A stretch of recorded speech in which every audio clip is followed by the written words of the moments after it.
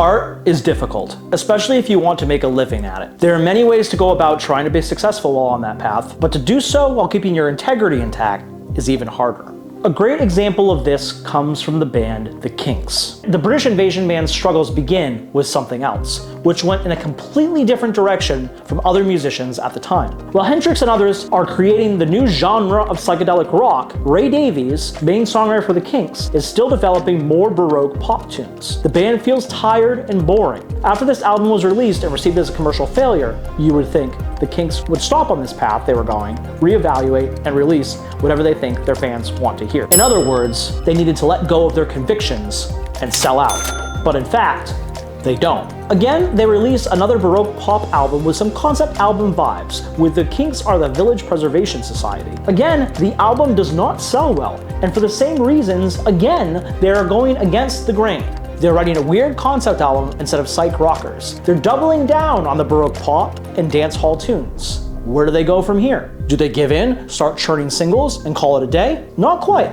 Ray Davies was contacted by British TV producers to create a made-for-TV movie. The idea was that Davies would write a teleplay and the soundtrack, making a multimedia deal. He worked with Julian Mitchell, another screenwriter, to settle on a theme for the piece. And that theme was this: what does it mean to be British in the 20th century? Davies wanted to tell a story from one man's perspective, Arthur Morgan. Who was Arthur Morgan? An old carpet layer who fought in a world war, lived through another, built a family, and lived in a London suburb. As he did, he would see the British Empire wane and his opportunities would diminish. Certainly ambitious and remaining true to their roots, the Kinks continued work on the album and teleplay until summer arrived and they were to finalize dates for release. However, again, the Kinks came upon a roadblock. It came out that a producer for this project had mismanaged the money and caused the entire TV project to be canceled. So what did the Kinks do? They released the album that had already been written as a standalone concept album. When released, it was met with similar poor sales, but received strong critical acclaim with the music press. In the years since then,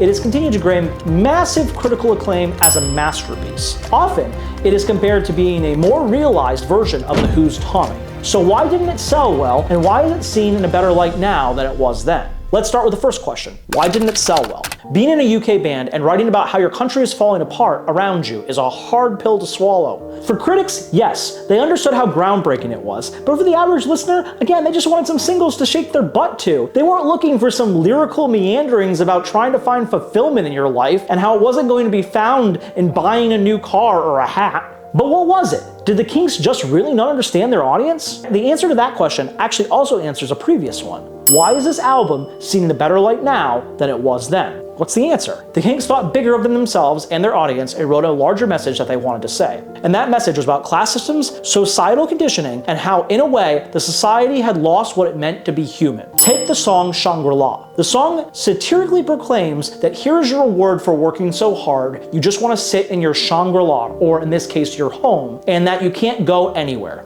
Of course, we can look at this song in terms of the story, it just being about Arthur, the character, but I think it's much larger than that. This is a song about fulfillment in a consumerist and capitalist society. Let's start with the title of the song, Shangri-La. The Kinks are using this term to refer to Arthur's home. Why? Well, Shangri-La refers to a remote, beautiful, imaginary place that approaches perfection. In other words, a utopia, or more aptly put in this case, a dream. A dream that doesn't exist. Arthur stands in here for the everyman. Although the song starts out positively with Arthur achieving his Shangri-La home dream with all the things he ever wanted, it's tongue-in-cheek. When he sits by the fire, he starts thinking. And what does he start thinking? How he is locked in a suburb where all the houses in the street have got a name, because all the houses in the street, they all look the same. How the neighbors tell your business in another Shangri-La. How the gas bills and the water rates and the payments on the car, and how you're too scared to think about how insecure you are. Everything Arthur worked towards, the house in the suburbs, the white picket fence, it didn't give him happiness. And at this moment, in his old age, he's having a crisis of faith. For something released 60 years ago, it feels so modern because what the Kinks are getting at is something that was truly ignored for decades. Consumerism does not bring fulfillment. Not only that, it brings the opposite, anxiety. Arthur has everything he wants, but he sits by the fire worrying and going nowhere. But as the Kinks sing in the song, he won't complain because that's what he's conditioned to do.